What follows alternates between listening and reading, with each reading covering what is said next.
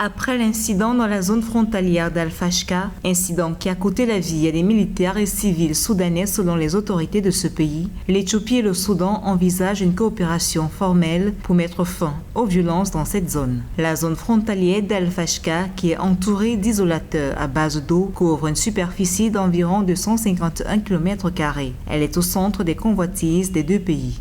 Les deux pays devraient travailler ensemble par le biais des mécanismes militaires existants pour traiter et enquêter conjointement sur les circonstances entourant l'incident. Nous sommes d'avis que de tels incidents sont mieux traités par le biais de discussions diplomatiques basées sur les relations cordiales et amicales et la coexistence pacifique entre les deux pays. Al-Fashqa est constamment en proie à des violences que le gouvernement soudanais impute à des milices soutenues par l'armée éthiopienne. En effet, sous le régime du président déchu Omar el-Béchir, les agriculteurs éthiopiens ont pendant des années développé l'agriculture dans cette zone frontalière sans être inquiétés. Une situation que ne semble pas approuver le nouveau gouvernement de transition.